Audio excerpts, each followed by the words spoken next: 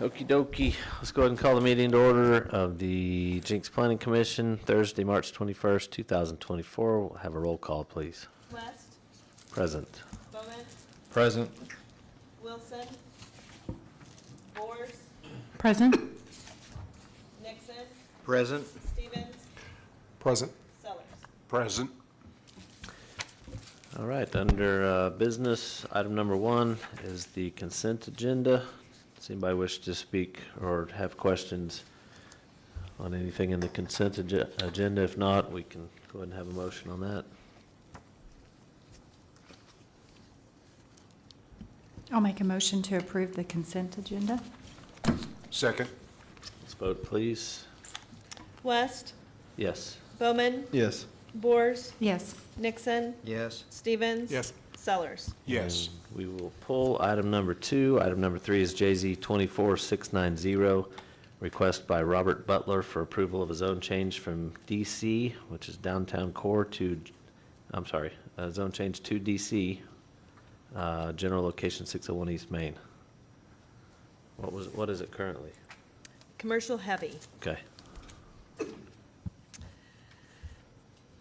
Thank you, Mr. Chair and Planning Commission. This item is a request for rezoning from commercial heavy, which became a legacy district when we updated the Unified Development Ordinance. And had they moved forward under that zoning, they would have applied all the rules of commercial general, which is CG. But instead, they've asked to rezone to downtown core, and that is what we had hoped when we updated the Unified Development Ordinance and when we rezoned 3 of the 5 blocks. We really had hoped that the others, as they went through the development process, that they would also go to downtown core. So this is a joint request from the owner and the tenant. The tenant is here this evening and is available if you have additional questions. The site was originally developed in 1950 as a service station, and in 1965, they added the storage/warehouse. The tenant is and the owner are cooperating together to bring the project, the property up to code as far as restrooms, etc. If you look on page 22 of 91 in your packet, it shows the zoning map, and there is a hard turquoise line. Everything to the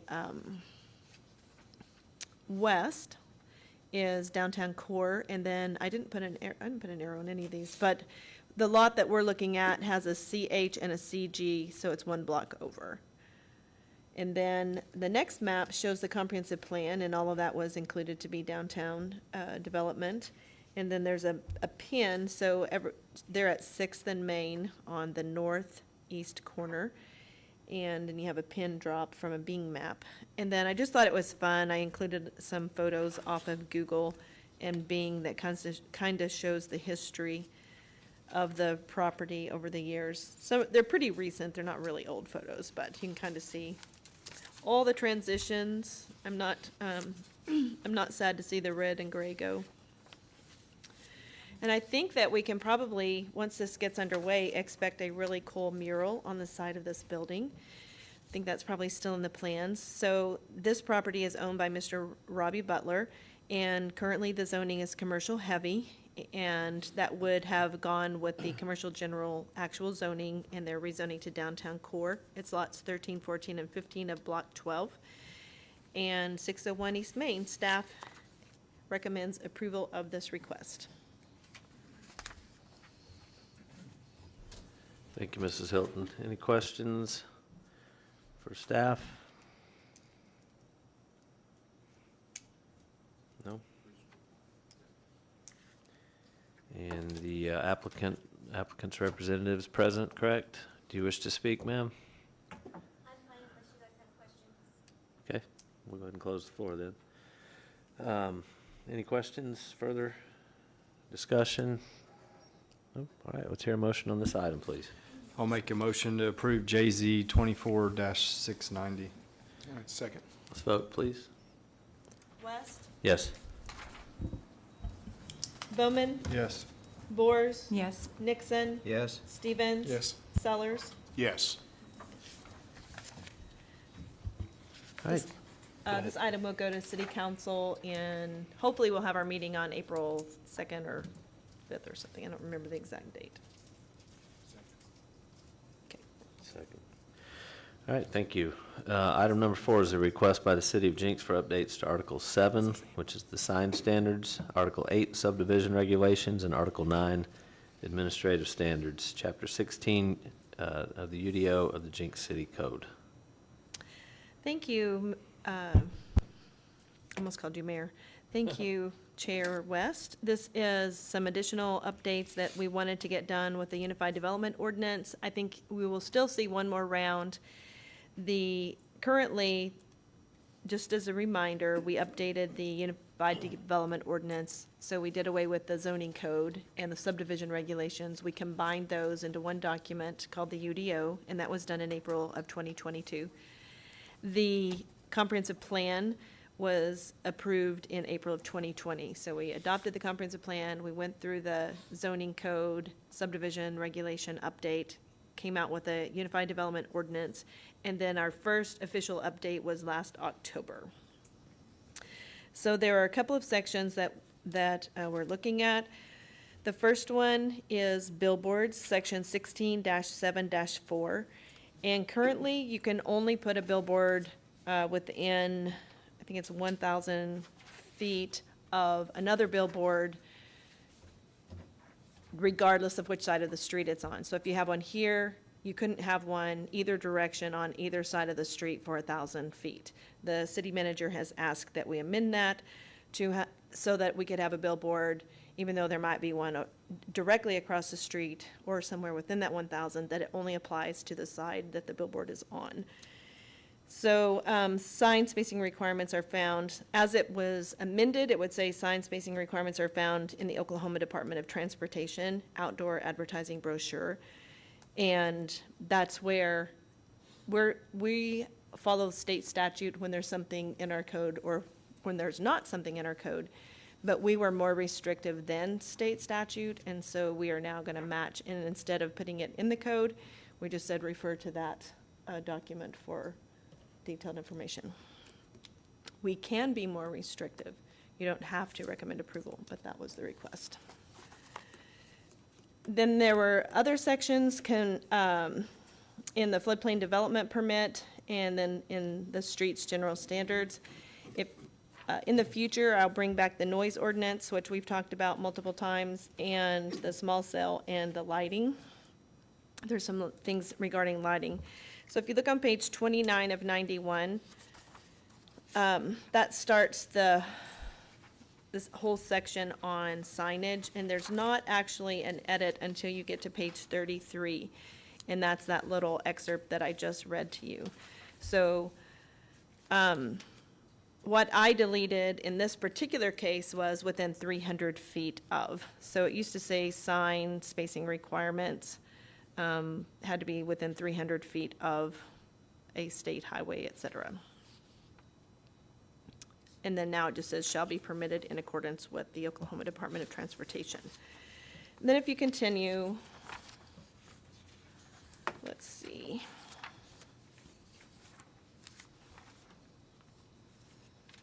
On page 40, thank you, of 91, it talks about the separation that I was talking about.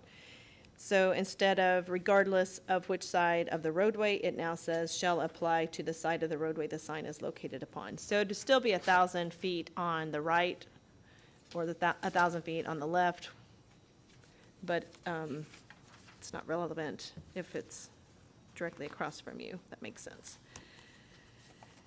If you go to page 53, this starts the floodplain prevention, and this is a little bit of upkeep. Some of the dates and charts were wrong, so the floodplain administrator, who is Mr. Chris Cloyd, is also our city engineer. He went through the UDO recently, and he's like, oh, we have a couple of things that probably need to be updated.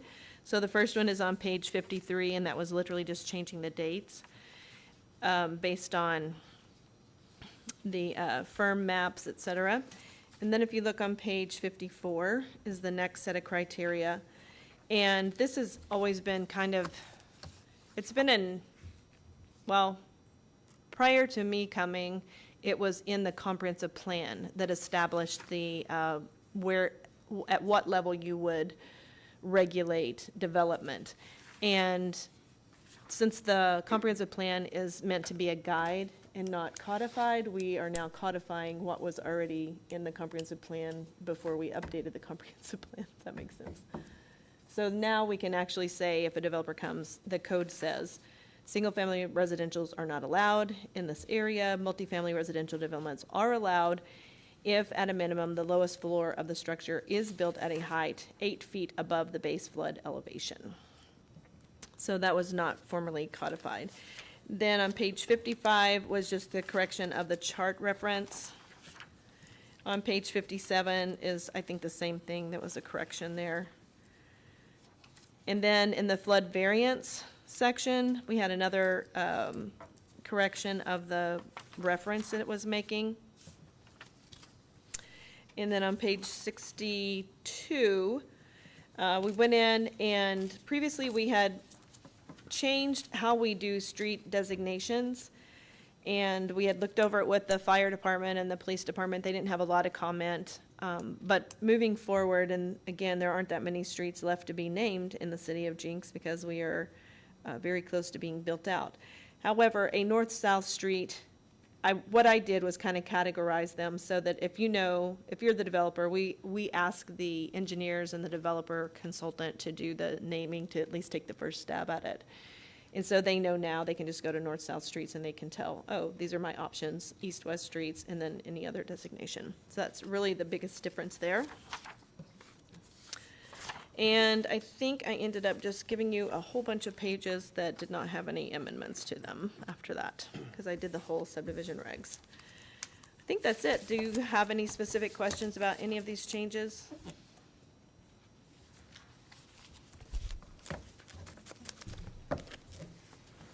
Any questions for staff? I do have one question. Sure. Is there any provision in here to revise street names for continuity? I know of one particular in Melody Lane Edition. It's Ivy Street.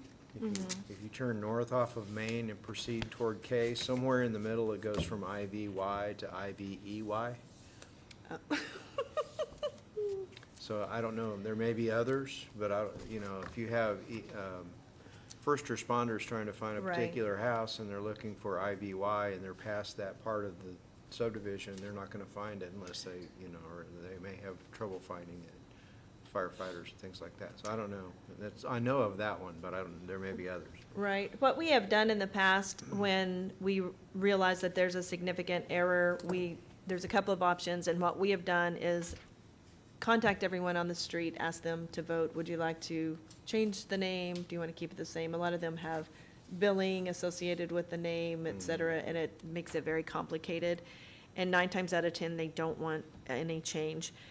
And then I will say that as far as public safety goes, they often get those areas highlighted, so they know that it's inconsistent. They have, like, on some of their maps and things, it'll identify these inconsistencies for them in advance. It is better if you've been there for a while probably and have the streets memorized, but they do their best. INCOG maintains all the 911 service areas, and they also do a good job of that. But what I can do in addition, anytime you notice those, I can highlight that with INCOG, with the 911 services, and make sure that that's going out to our dispatch and to other people, because I personally didn't know that. So north of Main, Ivy is spelled 2 different ways. Correct, yeah. On the southern end of it, toward Main, it's IVY, and then as you get closer to the airport, it's IVEY. Okay. I lived down that way for 10 years and never noticed that.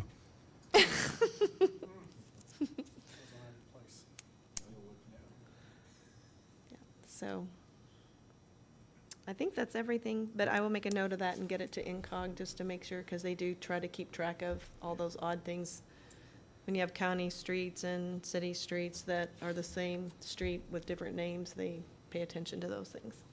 Google Maps has an IVY all the way through there, but street signs, you're saying, is what you're saying? Yeah, interesting.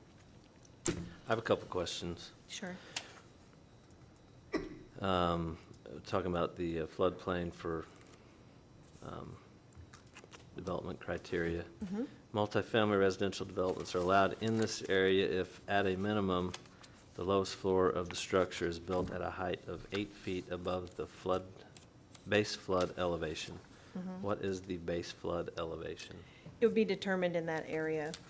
It would be, they'd have to go through the engineering proper. What is that? Oh, well, on the firm maps, they already give like the BFE.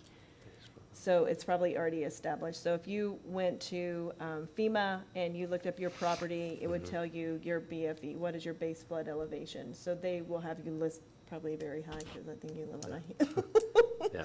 But if you were down by the river, it would say 769 or 680 or whatever, and so you would have to be 8 feet above whatever that base flood elevation is.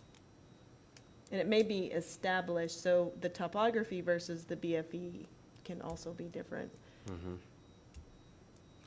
Marseille, can I ask a crazy question? It has nothing to do with what we're talking about right now. Are we being recorded? Kerry was recording us.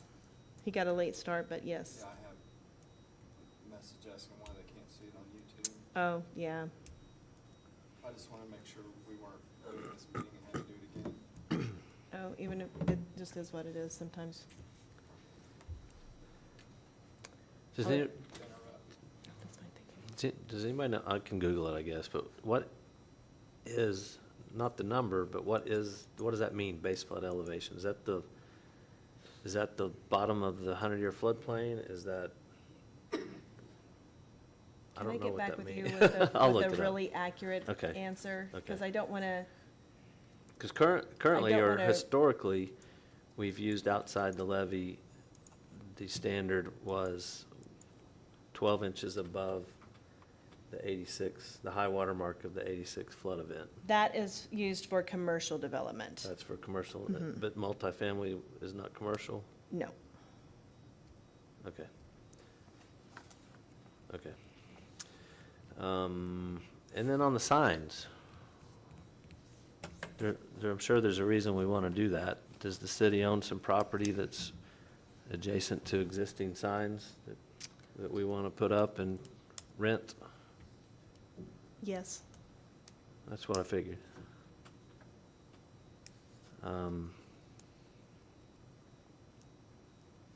What are you guys' thoughts on billboards along Creek Turnpike?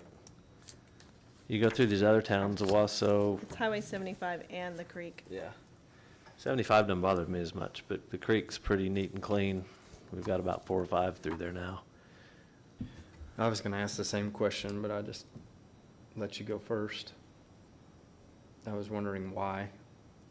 It's pretty obvious, to me anyway. I'd say the less the better. I do But- too. But obviously, it's a money-making situation, so I get that. But the cleaner we can keep it, the better. I like 1,000 feet. Personally. Keep it where it is, 1,000 feet, no matter which side of the road you're on. I agree. The look is much more attractive, the less signs, especially the large billboard sign. Yes, and they are large and tall through there. And some housing would be looking at that Mhm. as part of their view. I will say there are other regulations, but, I mean, technically, yes, that would be the case.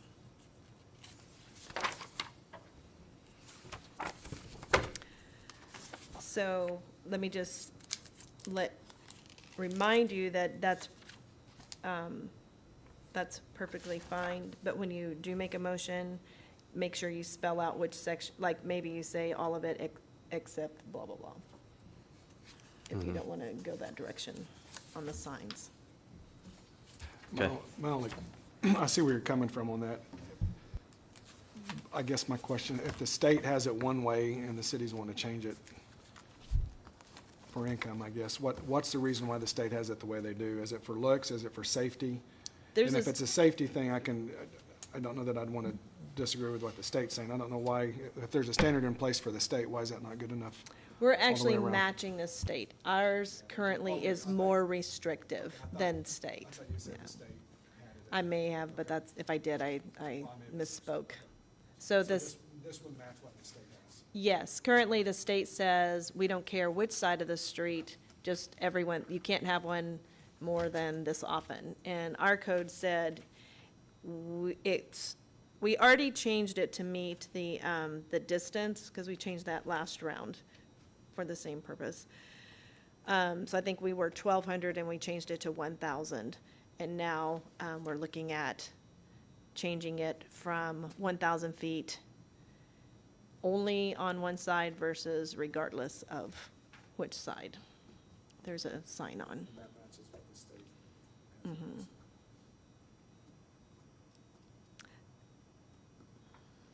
And there, let me go back to this one little section here. Can you tell us what that exact section is again that applies to that particular? Yes, yeah, I was gonna find it for you. It's on page 40. I'm just trying to determine exactly which. So if you look on page 33 is the first reference made to the Oklahoma Department of Transportation. So it's ODOT currently regulates them. And they have this whole, they call it a brochure, and it has illustrations and how to measure, et cetera. So ours said you may be within 300 feet, but it didn't say from edge of curb or from right of way or whatever, it just said 300 feet. And if you adopt it as it's written, it says the Oklahoma Department of Transportation says you may be within 600 feet at from edge of pavement. So that measurement is changed. How much, I don't know, because we were never asked to specify 300 feet from. It didn't really say, it just says from the highway. So that would go back, the distance from the highway to the sign, I believe is probably more generous. Like there, you have more space to put a sign with ODOT than what the code that we previously had. But like I said, I've talked to the city manager about that distance, but I can't say with confidence what it was because we never had to specifically measure from a space. And then the next place was on page 40, and it literally should, previously read, a minimum distance of 1,000 linear feet shall be required between billboard signs. The separation requirement shall apply to, and I deleted, shall apply, it previously said shall apply regardless of which side of the roadway. But now it would read, if approved, shall apply to the side of the roadway the sign is located upon. So originally our code said it has to be,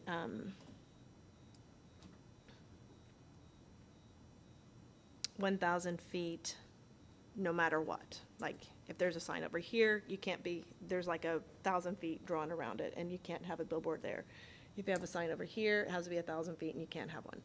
But if you adopt what is written, it would say 1,000 feet, measure, 1,000 feet, measure, and there can be one over here, so you could have parallel. But if we move it to 300, you could have a sign every 300 feet. No, that one was measuring from this. That one just said I can come from the pavement out 600 feet, and then from that point, I have to be 1,000 feet from any other billboard. The 300 was perpendicular to the road. Yeah. How far off of the road you could. Correct. If, I don't recall ever having billboards in our meetings before. If approved and they want to put a billboard up, does that have to go through the commission or anything, one location and all that, or can it just go wherever? The ones we currently have on the turnpike did not come through us. Right. So we They would just approve showed- it, they would just just showed do it if up. they wanted to. Right, so right now the code, it's allowed by right with these conditions. So if you can meet all of those conditions, so we have our conditions and then they have their conditions, ODOT has their conditions. And so I do have to verify the zoning for it. So I get a piece of paper that says, do you have a comprehensive plan? Does it meet the comprehensive plan? What is the zoning? When did you rezone? And all of that. Did that answer your question you were asking about on page 40? Okay. Personally, I'd be in favor of keeping it 1,000 feet regardless of which side of the road it's on. It's 1,000-foot spacing, which we currently have.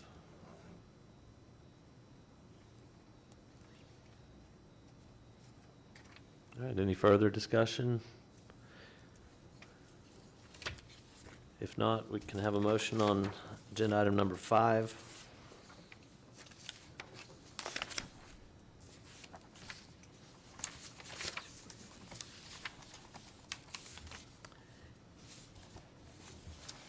So it really would impact page 40. I, billboards 3A. So, again, as of right now, with the current conditions on zoning, if there's an area next to, like you were saying earlier, a housing addition, and it's a lit up billboard, like, it could go up regardless of how we vote today. It's gonna go up based on what the current zoning allows. Yes, I'll find it real quick. I think it should be in here. We can read it. I'm sorry, yes. Oh, no. I've reread this all 20 times. Okay, so on page 40 is where it starts talking about billboards, and so it's I-1, and it says sign area. The maximum sign area of a billboard shall not exceed 14 by 48, which is, I think, 672 square feet, and may include an additional 3-foot by 48-foot marquee located at the base of the sign. It cannot exceed 50 feet, which is the maximum height, and then there's a whole section in signs that tells how to measure that. Sign separation, so this is specifically the area that we are amending or requesting to amend. And it says a minimum distance of 1,000 linear feet shall be required between billboard signs. The separation requirement shall apply to the side of the roadway the sign is located upon. That would be the amended version. The original version was shall apply regardless of which side of the roadway the sign is located upon. And then billboard signs shall be maintained by a minimum separation of 50 feet from any monument sign or pole sign. The separation requirement shall be measured in a straight line from the nearest point. And no billboard shall be located within 300 feet of a public park. The setback requirement shall be measured in a straight line from the nearest point on the sign to the nearest point on the property of the park. Billboards, if visible from an R district or if visible from a designated residential development area, shall be set back from such district or area a minimum linear distance equal to the area of the billboard. The setback requirement shall be measured in a straight line from the nearest point on a street to the nearest point of an R district or residential development area boundary line. And no portion of a billboard sign shall be located within 10 feet of a freeway right-of-way. The setback requirement shall be measured in a straight line from the nearest point of a sign to the nearest point of the freeway or right-of-way boundary line. So I think, to answer my own question earlier, the way that is written, if we were measuring by our code rather than ODOT, it would be 300 feet from the right-of-way, and it can't be within 5 feet. No billboard sign shall be permitted to be located upon or constructed within a required landscape zone, off-street parking area, or off-street loading area, nor to otherwise obstruct vehicular or pedestrian access or circulation or pose any other hazard to motor vehicle traffic. And then it says you can't have them flashing or blinking, blah, blah, blah. So there are some considerations already. And that's about it. And if you look, there's a chart.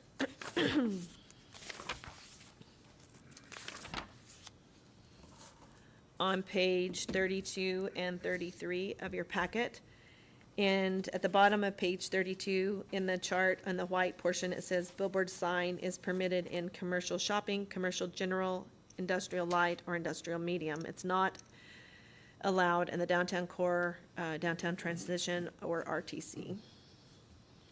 So we do have a lot of commercial shopping properties along the Creek Turnpike and almost everything along Highway 75 would be commercial shopping or commercial general, or there might be some industrial, but it wouldn't be much.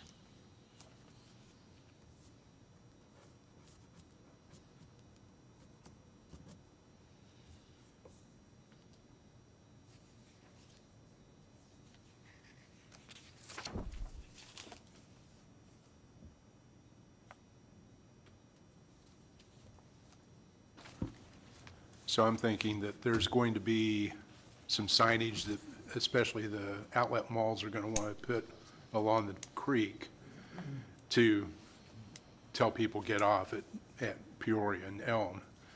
And so how do we keep that clean? I mean, the $1,000 rule will help to space them apart. But if we've got signs on both sides, jig-jagging along, is that going to create more eye pollution? If we don't keep it 1,000 feet, no matter what side of the road it's on? I think it would probably depend on your interpretation of that. I think some people would find it probably offensive, other people would find it beneficial. And I think, I The don't. ones living in the area probably would find it offensive because they're lit at night and probably creating more.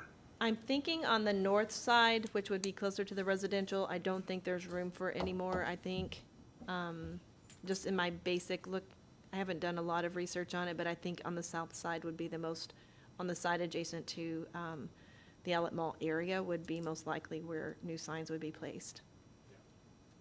So then you would just have to decide as a planning commission if your recommendation would, why, the why behind it.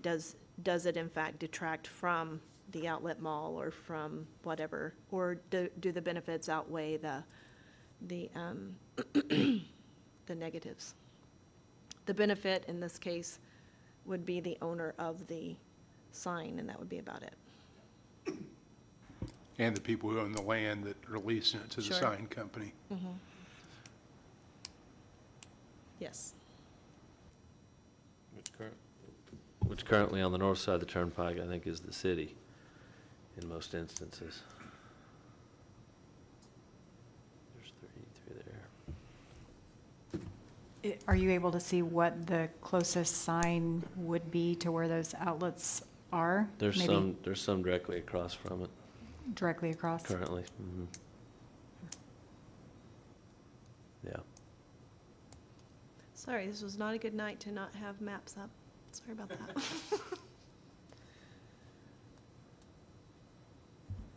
It would probably be my personal preference to keep it at 1,000. Yeah, that's my preference. I hate to potentially damage the advertising ability of the mall, but they do have those 50-foot architectural features already that they've built that's going to be very visible from the turnpike. And I'm certain that they can advertise a mile or two out for each direction. And I don't claim to know how many people are driving along going from Arkansas to New Mexico and go, hey, Outlet Mall, let's take a break.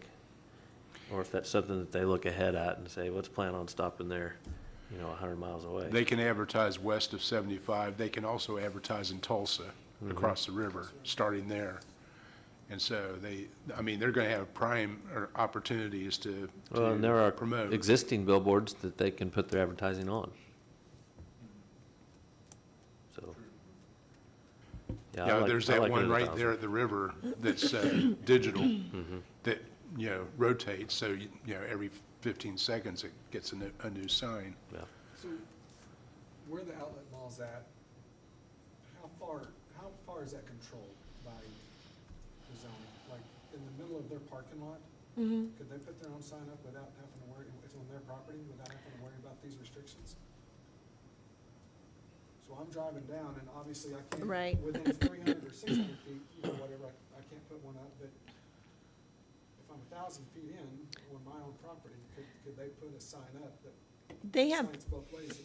they have not asked for a billboard. They have pre-approved signage, which we looked at a couple of months ago. So it's not, I mean, I'm not gonna say that they wouldn't love to lease a sign, but it's not a request from them. And I don't, they have, very generous signage approval.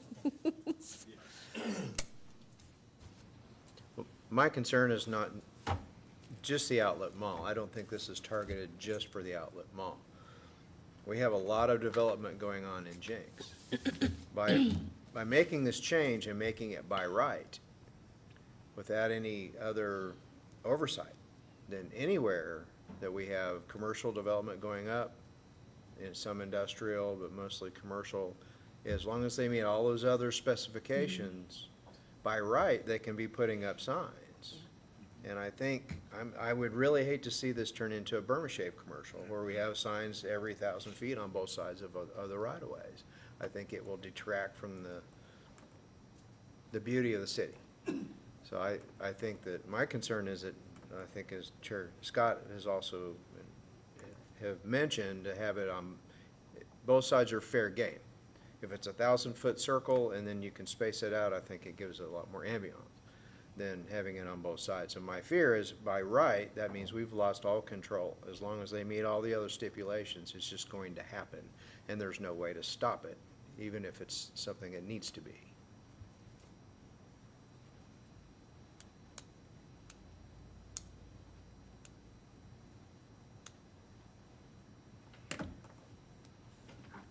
I'm gonna let y'all think. I'm gonna shut that refrigerator door. I'll be right back. So the way I understand it, even if it's by right on an industrial zoned piece of property, if there's another one 500 feet down the highway, they can't. Okay. Yeah, that's correct. So it would be, 1,000-foot circle around that sign, and that would be the restriction on it. I mean, I really don't think we're limiting too much, because if you think about, 1,000 feet, they can't go straight across, but they can go up 200, 300, 400 feet and put one. Yeah. It's not, we're not talking about that much of a distance. It's not 1,000 foot, it's on that side of the street, it's 1,000 from the street, that sign that's across the street. So in theory, we're not limiting it 1,000 from a possible sign here. It's, that 1,000 feet from the other side is gonna be, am I right there? It's not gonna end up being 1,000 feet down the road on that side of the street. Depending on what's the other direction. How far If from there's that already, if sign there's It one would- down here- diagonally are we looking at? Yeah, Right, it would be 1,000 feet from any other sign, correct. unless we amend it. And then it would only be, I'm trying to see if there's a little map on here that we zoomed out on, but I don't. So you're saying that this is written by, it says 1,000 feet linear, both sides of the road, or this is? The way that it was originally approved when we adopted the UDO was, if I have a sign, here's my sign, cannot have another From that sign Right, from there. So But, it's not coming. and you're If changing we it to amend either it- side. right, it would be from here to here, every 1,000 feet, Yes. you could get a sign. Okay, So even if there's a sign over here, I could have a sign here and here, but with this one, I couldn't have that sign because it would be in that radius. are you accepting motions now? Yeah, I have one more question real quick. Okay. It's stated in there also that it's a 50-foot maximum. Is that 50 feet from the ground or 50 feet from the level of the highway? Should be Okay. the center of the highway. It tells you, and I'll go to it, I will not, 'Cause we have some 80-foot signs with Quick Trip, Come and Go. Right, because it's- Starbucks. And those are 50 feet from the level, from the elevation of the highway. and I think that is the same, but let's find it first, because I don't wanna, Yeah, what we read a while ago said 50. did it say from? It did not. We do have it in here somewhere, I know for sure. Yeah, you just read it. Maximum height of billboards signs shall not exceed 50 feet. Let's see, sign measurement, sign height, so then you would have to defer, it can't be 50 feet, but how do you measure that? So then you go to 16-7-3, and it's measured by the total distance between the highest point on the sign to the average elevation of the ground which the sign supports are placed, except when the sign supports rest upon a berm or other area elevated above the surrounding ground, or when the sign support rest upon a ditch or other area lower than the surrounding ground. In such cases, the elevation of the center line of the adjacent roadway shall be considered as the ground level. So it still is that average distance, assuming you didn't build a big hill to put your sign on. I'm thinking over at Tulsa Hills, it's down below grade of the highway, and so is it 50 feet from the ground down here, or the ground that's elevated up here, that it can be 50 feet higher than the highway? So, I'm just using that as an example. It's right, outside of it our should area. be it should be from, so if it's Tulsa Hills, and you have all of the land here, and then maybe you have a big ditch, and then you have the berm up the side. Yeah. So it should be where the actual shopping area is. That should be the average. So Okay. you would just come across So it could be there. below the viewing area Yes. of where you're driving. That would be the maximum. And I'm sure someone would come in and argue, oh, well, I think it's above. We got to measure it like this. Yeah, I'm just trying to think what's in our area that's. Like I mentioned, we've given exceptions to Quick Trip, to Come and Go, to Starbucks, because they're advertising the turnpike, which is 30 feet high. Yes. And so those they are, want to start at the Quick road. Trip and Come and Go, those are 80-foot signs, even though we have a 50-foot maximum. And that's helpful. I mean, because Yeah. we can provide exceptions Yeah. where it's necessary, but as a general rule, the 50 foot. I like the way it's written as a general rule. Yeah, exactly. And I will say that sign variances go to the Board of Adjustment. They would not come back to you. So if someone wanted to deviate from this, it goes to the Board of Adjustment. Okay, I think we've hammered it They pretty have good. smart people there too. Oh, absolutely. We have a great Board of Adjustment, hands down. Very knowledgeable, actually. All right, so let's entertain a motion on item 4. I'd make a motion that we accept the changes as provided, with the exception of keeping the 1,000-foot rule on either side of the road. Okay. So I believe what I hear you saying is regardless of which side the sign is on. That's right. Okay. Regardless of which side the sign is on, you've got 1,000-foot. 1,000-foot linear separation. Either way, 1,000 feet. Okay. So for clarification, though, We're that, keeping it the way it was. Yeah, removing that edit. Yeah. right, but that is We got 2 deep. section Correct. I-3A. Yes. Yes. Okay, so we have to be specific of what we're trying Yeah. to make as the exception to the motion. Yep, I3A, that's where it is. Okay, I'll second. let's vote, please. Okay, the motion was made by Sellers, Yes. and the second was made by Boers. West? Yes. Bowman? Yes. Boers? Yes. Nixon? Yes? Stevens? Yes. Sellers? Yes. And other business, any planning updates? We finally got the RFQ out for the downtown master plan. I'm very excited about that. In the selection, I did ask, we haven't sat down internally to talk about the details of the selection committee, but if anyone would be interested in serving on any part of that, I can take one planning commissioner. And maybe an alternate in case the one planning commissioner was not available. So you could let me know or let your chair know if you're interested. And there'll be other opportunities as we move forward, but specifically for the selection committee. And very excited about that.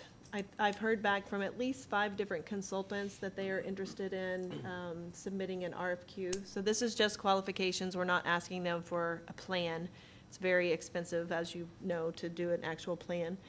So we're just saying, hey, why do you qualify? Let us know, and then we'll select several, if we get 5 or 6, then maybe we'll get to interview all of them, or it may end up just being that we get to, so that maybe we have a lot and we just want to narrow it down to 3 or 4. And so very excited about that.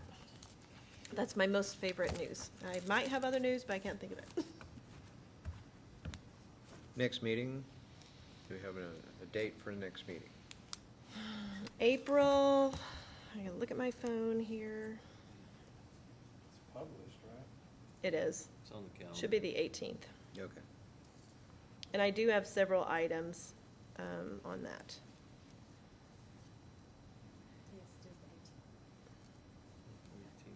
Yeah. So, We are adjourned at 6:45.